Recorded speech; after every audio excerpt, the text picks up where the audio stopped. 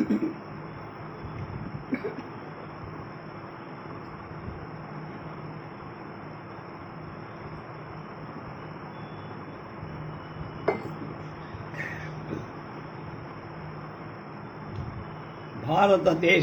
British ప్రభుత్వ చరిత్ర. మన భారతదేశాన్ని బ్రిటిష్ వాళ్ళు పరిపాలిస్తూ ఉన్న కాలంలో మన దేశ యథార్థ చరిత్రను గురించి ప్రజల స్థితిగతులను బ్రిటిష్ యుగంలో జరిగిన అన్యాయాలను గురించి కానీ వ్రాయటానికి కానీ మాట్లాడటానికి కానీ భయపడి లోకమాన్య తిలక్ గారి ఉపన్యాసాలు, వారి రచన రాజద్రోహాలను, వారిని కారాగారానికి పంపిన తరువాత బ్రిటిష్ వాళ్ళని విమర్శించడానికి ఎవరికి గుండె ధైర్యం ఉంటుంది? లోకమాన్య తిలక్ గారిని రాజద్రోహానికి శిక్షించినప్పుడే వందే మాతరం ఉద్యమంలో గాడిచర్ల హరిసర్వోత్తమరావు గారు కూడా శిక్ష పడటం ఆంధ్రదేశంలో విద్యాధికుల బ్రిటిష్ యుగ చరిత్ర గురించి వ్రాయడానికి కానీ మాట్లాడటానికి కానీ ధైర్యం లేకపోయింది. దేశభక్తుడైన ముత్తుమూరి కృష్ణారావు గారు కృష్ణాపత్రికలో కూడా తమ తీవ్ర జాతీయ భావాలు లోపల దిగమంది కృష్ణాపత్రికలో వ్యంగ్యంగా భావగర్భితంగా రాయాల్సిన వాడయ్యారు. కాలేజీలో చరిత్ర బోధించే అధ్యాపక విద్యార్థులకు భారతదేశ యథార్థ చరిత్ర చెప్పడానికి జంకే. ఆ కాలంలో విద్యార్థుల కోసం రాయబడిన పాఠ్యపుస్తకాలన్నిటిలో బ్రిటిష్ ప్రభుభక్తి పాఠాలే ఉంటాయి. బ్రిటిష్ ప్రభుత్వం వల్ల లాభాలు మాత్రమే ఉంటాయి. చరిత్ర భీష్ములని పేరు పొందిన మామిడిపూడి వెంకట పంకయ్య పంతులు గారు కూడా ఇలాంటి పనికి మారిన పాఠ్యపుస్తకాలే రాశారు. అది కూడా మనం లైవ్ చేశాం. అంతేకాదు 1938లో శ్రీ మానికొండ సత్యనారాయణ శాస్త్రి గారు బీడి బస్ గారి సుప్రసిద్ధ గ్రంథాన్ని ఇంగ్లీష్ మహాయుగం అనే పేరుతో వ్రాసిన తెలుగు అనువాద గ్రంథాలు వెంకటరంగయ్య పంతులుగా వ్రాసిన ప్రీతికలు బ్రిటిష్ అధికారుల మెప్పు కోసం బసు గారిని విమర్శించారు. నేను 1938లో ప్రకటించిన భారతదేశంలో బ్రిటిష్ రాజ్యతంత్రం అనే గ్రంథంలో బ్రిటిష్ పరిపాలనలో మనకు రాజకీయ దాస్యమే కాక వైజ్ఞానిక భావదాస్యం కూడా దాపురిచిందని రాసి నేను రచించిన భారతదేశంలో బ్రిటిష్ రాజ్యతంత్రం 2 భాగాలు చదివిన వాళ్ళు బ్రిటిష్ ప్రభుత్వం నాటి దేశ కాలాల నాటి భారతదేశ యథార్థ చరిత్ర స్థూలంగా తెలుస్తుంది. గృహలక్ష్మి 1939 జూన్ పేపర్లో సరి ఈ 2 గ్రంథాలు దాన్ని ఇందాక చూపించిన గృహలక్ష్మిలో అక్కడ ఉండేటువంటి సమీక్షణ ఆ చిన్న అక్షరాలు అక్కడ పోతాయి కదా. దాంట్లో ఈ 2 గ్రంథాలు రచించిన తర్వాత బ్రిటిష్ చరిత్ర పరిశోధన చేసి దానిలోని లోతుపాతులు తెలుసుకోవాలని 1938 నుండి 45 సంవత్సరం వరకు బ్రిటిష్ యుగాన్ని గురించి అనేక గ్రంథాలు చదివి ఆంధ్ర సచిత్ర వారపత్రిక, భారతిలో కృష్ణ పత్రికలు ఇంకా అనేక పత్రికలలో అనేక వ్యాసాలు ప్రచురించారు. కథలు గాథలు అనే పేరు ఆంధ్రపత్రికలో నేను ప్రచురించిన వ్యాసాలు జనాదరణ పొందాయి. మేము కూడా లైవ్ చేసాం.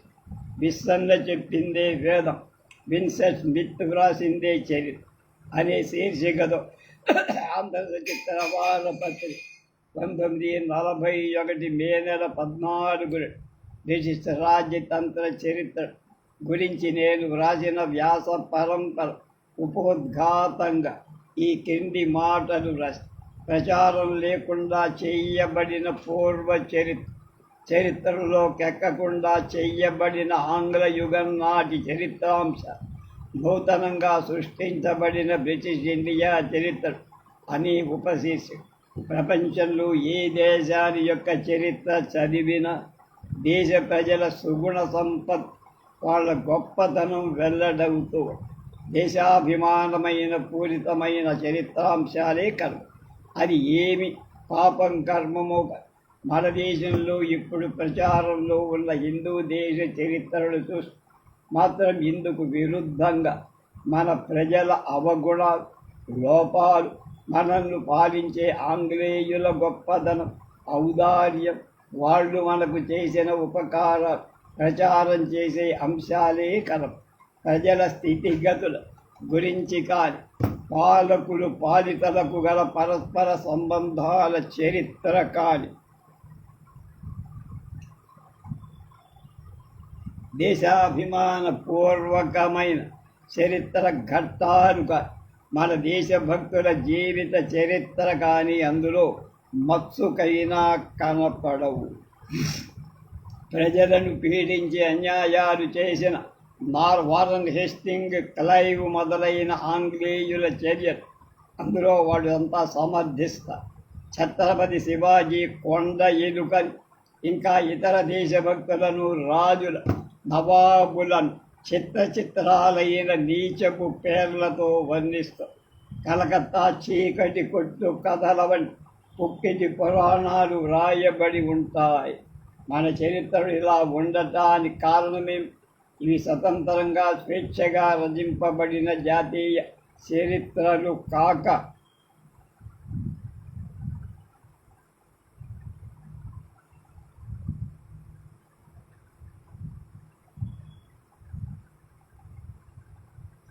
మన ఆంగ్లేయ ప్రభువుల మెప్పు కోసం వారి చిత్తానుసారంగా రచింపబడిన పరతంత్ర రచనలు కావడమే దీనికి కారణమని చెప్పాలా? భారతీయులో పొరపాటునే స్వతంత్ర భావాలు వ్యాపించకూడదని మన ప్రభువుల అభిప్రాయం. అందువల్ల దేశ స్వాతంత్రం అభిలషించడం, అందుకోసం పాటుపడడం ఎంత రాజద్రోహంగా భావింపబడతాయో. పూర్వం మనవాడు స్వాతంత్రాన్ని అభిలషించారని, అందుకోసం పాటుపడ్డారని రాయటం కూడా అంత రాజద్రోహమైన విషయంగానే ఎంచుతున్నారు. మన ప్రభు ఇంగ్లీషు వాళ్ళు ఈ దేశాన్ని ఆక్రమించకపోవడం, ఈ దేశాన్ని ఏలిన రాజు నవాబు దుర్మార్గులని వారి దుష్పరిపాలన ప్రజలు బాధలు పడుతూ ఆంగ్లేయులకు స్వాగతమిచ్చి వీళ్ళ స్వపరిపాలన కింద సకల సుఖాలు అనుభవిస్తున్నారని దుష్ప్రచారం జరగాలని కూడా మన ప్రభువులవు. అలాంటి భావం లేత వయస్సులో మనస్సులో నాటుకుంటే భారతీయులు శాశ్వతంగా భక్తి పరాయుణులై ఉంటారని వారి ఆలోచన. అందువల్లనే మన దేశ చరిత్రను ఇలాంటి పాఠాలు బోధిస్తూ ఉండాలని వాడు నిశ్చయించారు.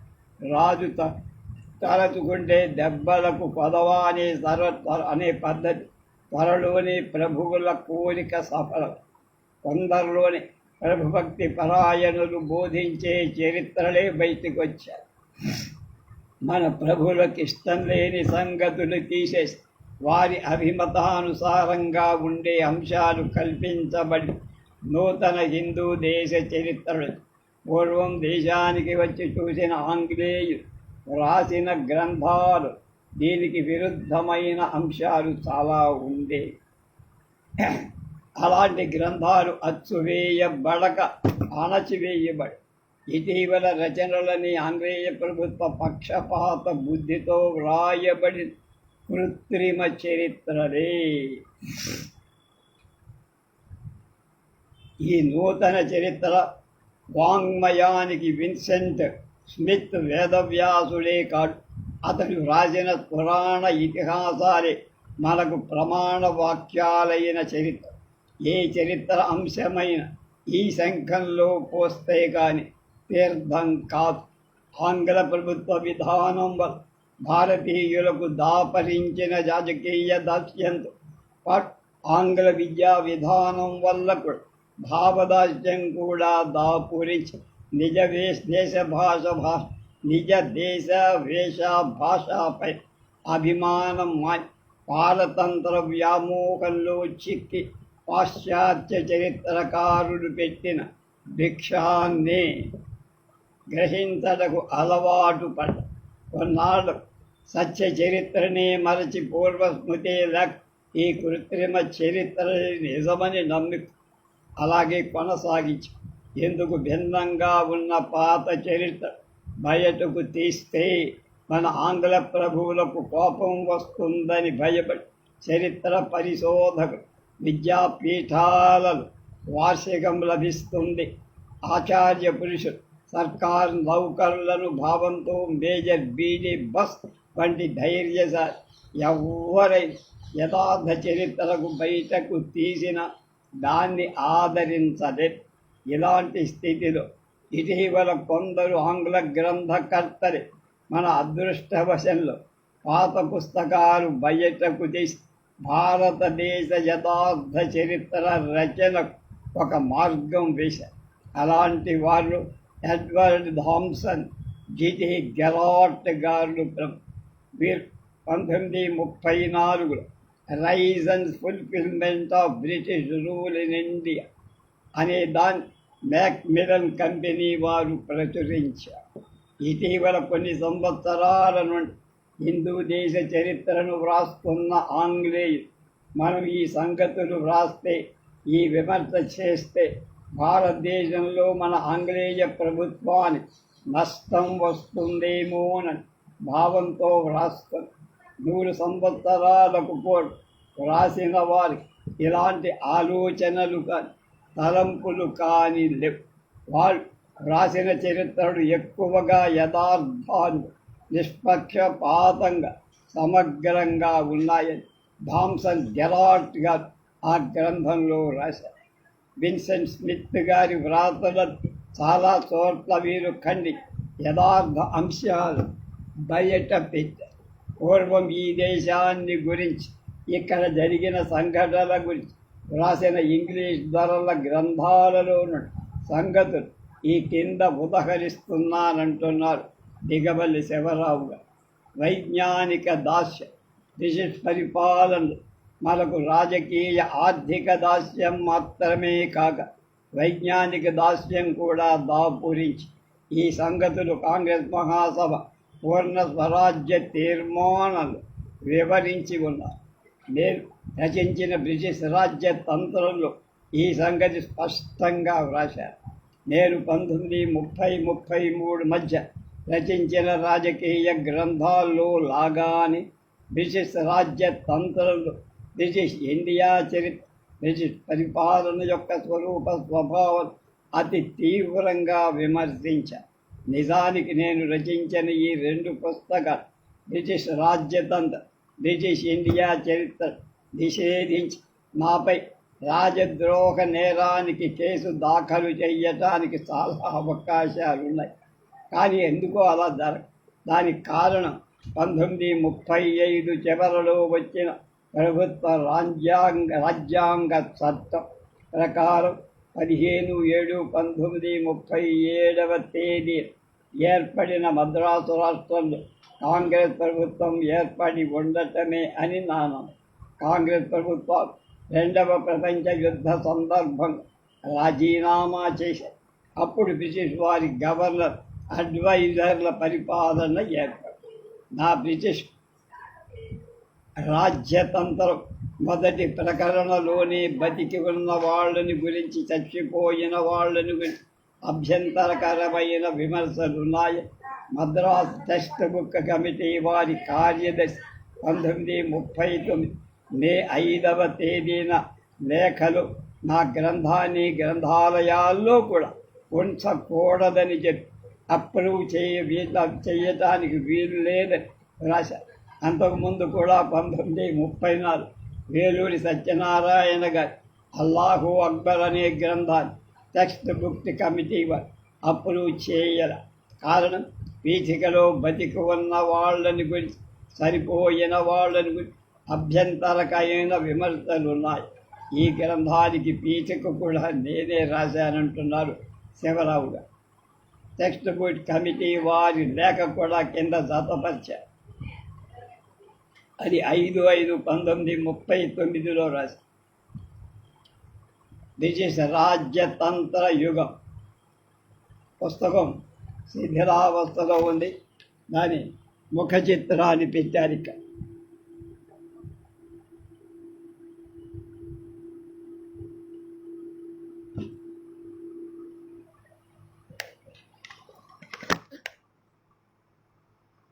ఈ పుస్తకాన్ని గురించి రాస్తూ ఆయన ఈ ప్రమాణాలు ప్రోగు చెయ్యటానికి శ్రీ దిగవల్లి శివరావు గారికి ఎన్నో ఏళ్ళు పట్టి వీరు ఎన్నో గ్రంథాలు చదివి ఉంటారు. తేనె పెర పెట్టడానికి తేనెటీగలు ఎంతకాలంకి పడుతుందో, ఎన్నెన్ని పూల నుండి తిరుగాడుతాయో ఎవరికి ఏమి పడుతుంది, ఎవరికి తేనె పెర మీదనే పెర అలాంటి తేనె పెర ఈ గ్రంథం అని శ్రీ శతావధాని వేలూరి శివరామ శాస్త్రి గారు పీఠికలో రాశారు. దిగవల్లి వెంకట శివరావు శివజేవ 1938లో నేను పై పుటలో చూపిన 820 పేజీల సంపుటిలోనే ఈ క్రింది చూపిన 2 సంపుటాలు ఆంగ్ల శీర్షికతో ఉన్న ఈ బ్రిటిష్ రూల్ ఇన్ ఇండియా 440 పేజీలు, భారతదేశంలో బ్రిటిష్ రాజ్యతంత్రం 345 పేజీల సంపుటం 2 కలిసి ఉన్నాయి. పుస్తకాలన్నా కనీసం మనం చదవకపోయినా ఆ పుస్తకాలు చూసైనా మనం ధన్యత చెందాలి. సంపాదకుడి వివరణ ఇక్కడ చెప్తున్నారు. The British rule in India అని ఆంగ్ల శీర్షిక 2/10/1938 తేదీ మొదటగా 440 పేజీల సంపుటి శివరామ శాస్త్రి గారి పరిచయంతో వెలువడి, తరువాత బ్రిటిష్ రాజ్యతంత్రం అనే తెలుగు శీర్షికత 345 పుటలు బ్రహ్మజోష్యుల వారికి అంకితమైన సంపుటిగా అలాగే వెలువడిన 2 విడివెడి సంపుటాలు అదే సంవత్సరంలో కలిపేసి ఒక పెద్ద సంపుటిగా 820 పుటలతో ప్రచురింప. ఈ సంపుటిని కూడా ఇంటర్నెట్లో మనం చూడవచ్చు. భారతదేశం బ్రిటిష్ రాజ్యతంత్రం, ఇది పెద్ద పుస్తకం, లేటెస్ట్ అన్నమాట. దీనిలో మనకి 2 పుస్తకాలు 2 కలిపి దానిలో ప్రచురించారు. ఆ వివరాలన్నీ అందులో ఉన్నాయి.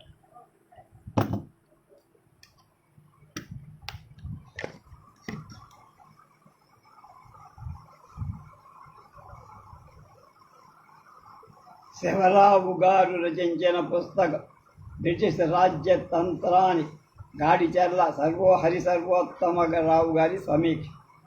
The Hindu 19th October 1938. British rule in India by D.V. Sivarao, published by the author at Bezawada, pages 440, price rupees 1 rupee 8 annas. This book gives a graphic description of the 2 odd centuries of British rule in India. For a background, Mr. Sivarao traces the history of the country from Firoz Shah to Aurangzeb in the first 20 pages of this book.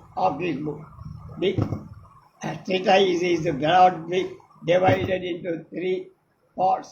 In the first part, Mr. Sivarao deals with the typical methods employed by the British to acquire territory and to maintain what they had acquired.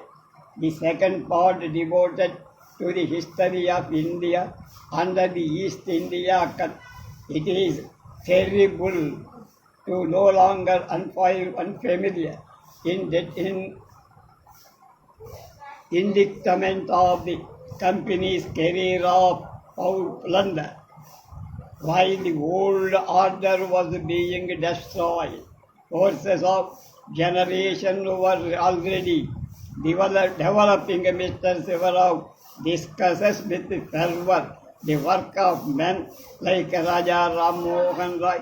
He reveals that among those who stood for national reconstruction in this period was one Gazura Lakshmi Narasu, an Andhra merchant who amassed money by trade and spent it all on agitation against what he considered to be anti-Hindu legislation and against misrule of the company servants and died a poor man.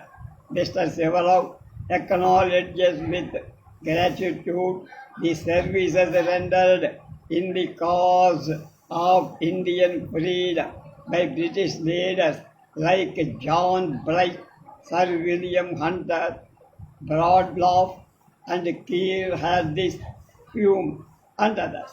The third part gives in about 90 pages this history of the nation advanced from 1858 to 1937.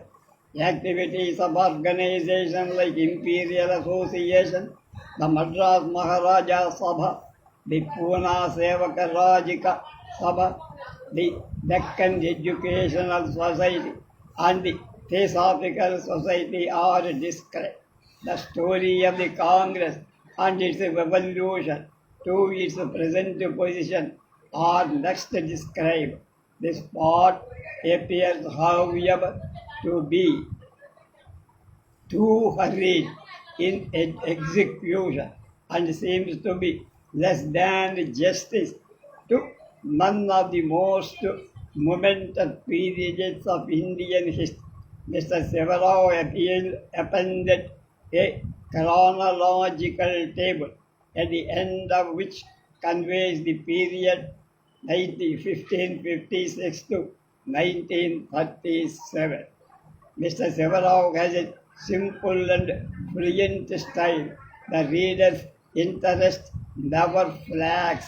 Gadicherla Harisarvottamara, GHS.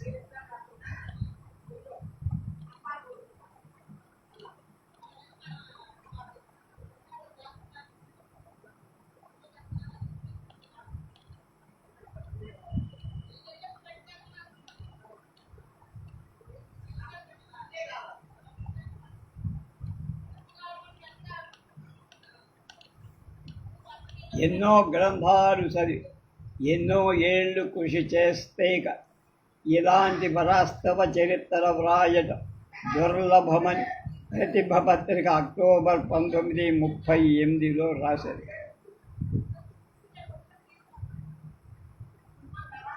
Andhradesa చరిత్ర వాంగ్మయాన్ని రెండు వెలగల సొమ్ములు అని కృష్ణాపత్రిక ఈ రెండు గ్రంథాల గురించి 2/11/38 రాసి ఆంధ్రపత్రిక, భారతి ఇంకా ఇతర పత్రికలు ప్రశంసించాయి. ఈ గ్రంథాల విషయ విభాగ సూచికలు చూస్తే ఇందులోని అపూర్వ రచన ఏమిటో మనకు తెలుస్తుంది. చరిత్ర ఆధార గ్రంథాలు విశేష రాజ్యతంత్ర చరిత్ర రచించడంలో నాకు తోడ్పడిన పుస్తకాలు ఆధార పట్టిక, బిబ్లియోగ్రఫీ అందులో చేర్చారు. ఎక్కడా వదిలిపెట్ట. ఆధారం లేకుండా ఏ వాక్యము దిగవల్లి శివరావు గారు రాయల. అది మనం గొప్ప.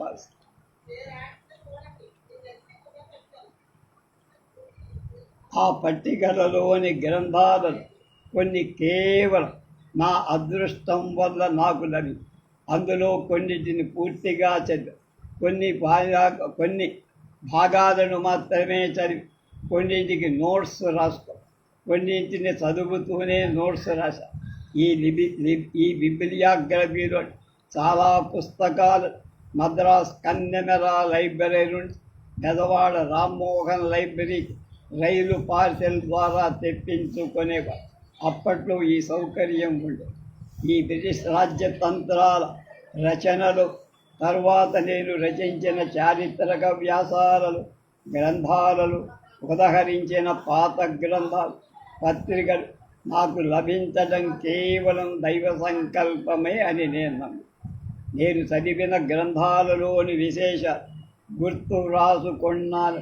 నా రచనలో విమర్చడం చాలా కష్టమైన కార్యంగా ఉంది. అనేక సార్లు వ్రాసిన భాగాలు కిందవి పైకి కిందకి లాగాల్సి చిత్తుప్రతులు పెరిగిపోయాయి. బ్రిటిష్ రాజ్యతంత్ర యుగం లేక బ్రిటిష్ ఇండియా చరిత్ర రచన విధానం అపూర్వమైందని విషయ విభాగం చూస్తేనే మనకు అర్థమై. నా చరిత్ర రచనా విధానం సర్ సిఆర్ రెడ్డి గారు కట్టమంచి ప్రశంసిస్తూ 20/11/1939 ఒక లేఖ రాశాను. అపూర్వ రచనా విధానం నాకు క్రమక్రమంగా అలవడింది. 1924 సంవత్సరం నుండి నేను గ్రంథాలు చదువు, నోట్స్ వ్యాసాలు రచిస్తూ ఉండేవా. 1924లో కాళేశ్వరరావు గారి ప్రోత్సాహం దక్షిణాఫ్రికా చరిత్ర రాయటం చాలా గ్రంథాలు చదివి వాటిలోని సంగతులు సమన్వయం చేసుకోవడం చాలా కాలం పట్టి 1938-39 సంవత్సరంలో నేను చేసిన చారిత్రక పరిశోధన బ్రిటిష్ రాజ్యతంత్ర యుగమనే బ్రిటిష్ ఇండియా చరిత్ర 2/10/1938 ప్రకటింపబడి ఈ గ్రంథాన్ని అప్పటికి నాకు దొరికిన చరిత్ర ఆధారాలను బట్టి వ్రాసి ఆ తర్వాత బ్రిటిష్ యుగ భారతదేశ చరిత్రకు ముఖ్యంగా తూర్పు ఇండియా కంపెనీ వాళ్ళ పాలన చరిత్ర, మద్రాసు రాజధాని చరిత్రకు సంబంధించిన అపూర్వ గ్రంథాలు లభించి వాటిని పరిశోధి నోట్స్ రాసుకోవటం ప్రారంభించి మనకు అనిపిస్తుంది ఈయన ఇంత రాస్తూ కూర్చుంటే కోర్టుకి ఎప్పుడు వెళ్ళేవాడు, కోర్టు కేసులు ఎలా చూసేవాడు, ఆయన క్లయింట్కి ఏ న్యాయం చేసేవాడు, దేనికి అది వృత్తి, ఇది అప్పుడప్పుడు కొన్ని భాగాలు తెలుగు చేస్తూ వ్యాసాలు వ్రాయ ప్రారంభం.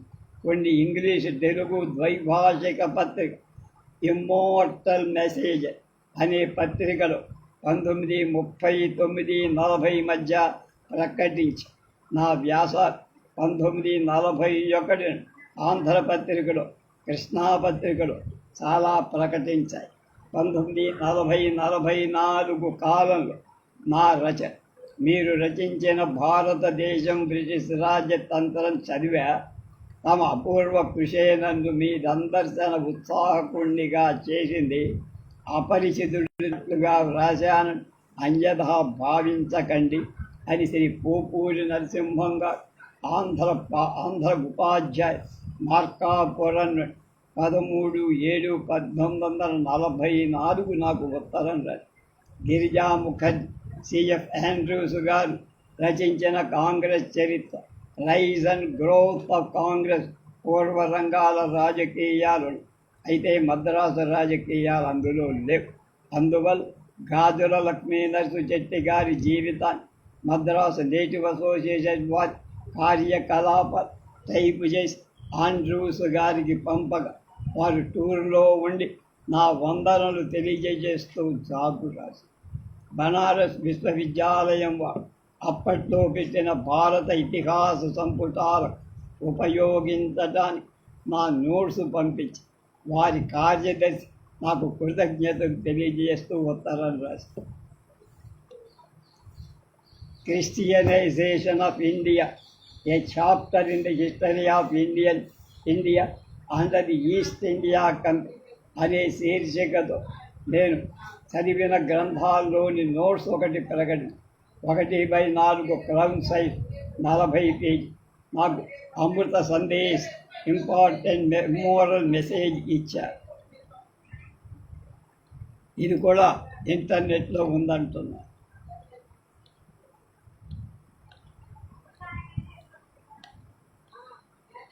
అలాగే Hindu modern civilization of India అనే శీర్షికతో ఒక పెద్ద వ్యాసం 41 పేజీ ముద్రించి దాని ప్రతులను ఇమ్మోర్టల్ మెసేజ్లో నుంచి రీప్రింట్ చేసి నాకు ఇచ్చారు. ఈ వ్యాసాన్ని ఇంటర్నెట్లో కూడా చూసుకోవచ్చు. కలకత్తా విశ్వవిద్యాలయం వైస్ ఛాన్సలర్ హెచ్కే ముఖర్జీ నాకు ధన్వాడ రామచంద్రరావు గారి స్నేహితులు. వారు బెదవాడ రాగా రామచంద్రరావు గారు నేను కలిసి రామ్మోహన్ గ్రంథాలయ హాల్లో 29/3/1940 తేదీ వారి ఉపన్యాసం ఏర్పాటు చేసి డాక్టర్ చాగంటి సూర్యనారాయణమూర్తి గారు అధ్యక్షుడు. ముఖర్జీ గారు నేను రచించిన హిందూ ముస్లిం సివిలైజేషన్ అనే పుస్తకం చదివి 6 ప్రతులు తీసుకెళ్ళారు. మీరు స్వరాజ్యం వచ్చిన తర్వాత గవర్నర్గా కూడా అయ్యారు. పాటిబండ అప్పారావు డాక్టర్ శర్మ గారి ఇంట్లో మా సభా సమావేశం గురించి 1938 డిసెంబర్లో పద్యాలు రచించి శ్రీ వేలూరి శివరామ శాస్త్రి గారు రచించిన పద్యకావ్యం కథలు గాథలు ఏకాబడి అచ్చు వేయించడానికి నేను ఆంధ్ర గ్రంథాలయ ప్రెస్ వాళ్లతో ఏర్పాటు చేసి దీన్ని గురించి శాస్త్రిగా 15/6/1930 కృతజ్ఞత తెలుపుతూ జాబు రాసి ఈ పుస్తకాలు 1940లో ముద్రింపడు. 13/6/39 నాటి శ్రీ శాస్త్రి గారి లేఖలో 2 కాగితం తెప్పించడం, తలపెట్టడం, నా పుస్తకాలు వేయించడం వగైరా ఉందే, అది నాకు తెలుసు. గంభీరమైన ఉదారత దాని ముందు నేను వెలతెలపోదు.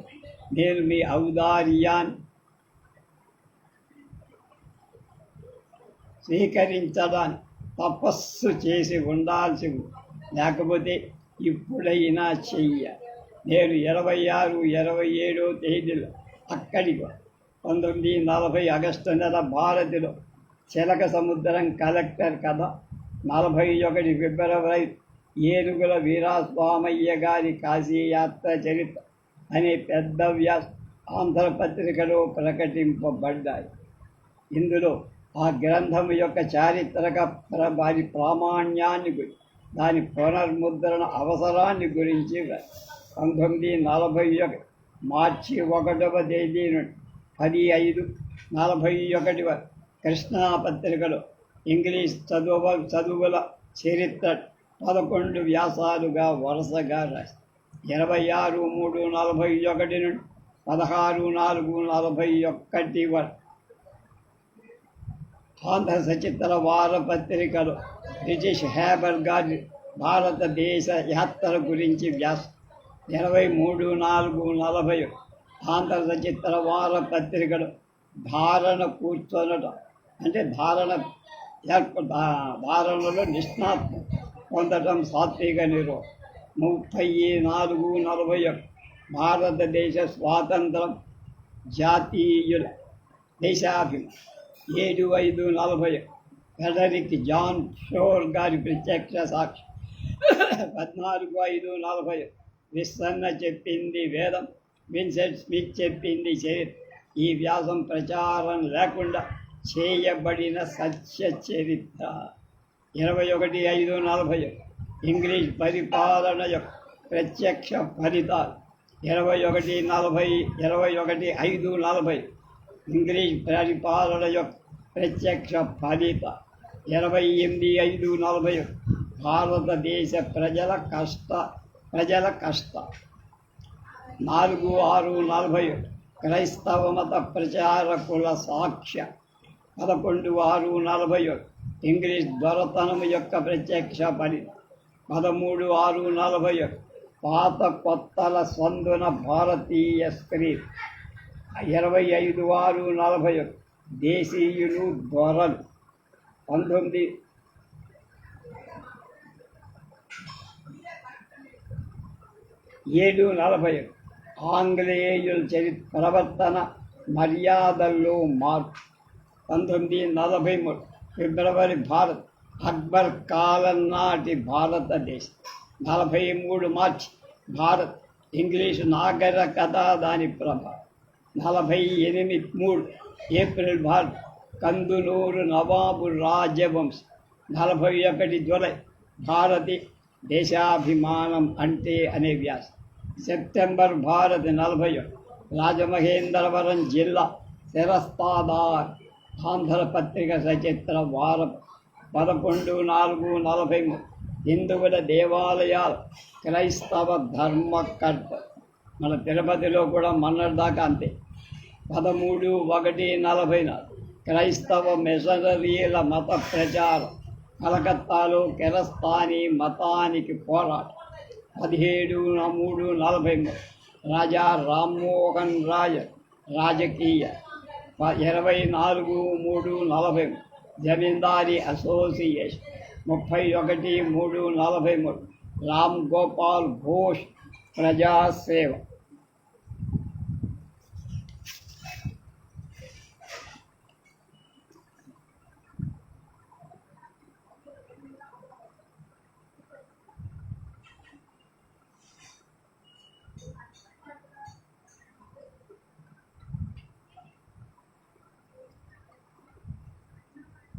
27/1/43 నూరేళ్ల నాటి మాట.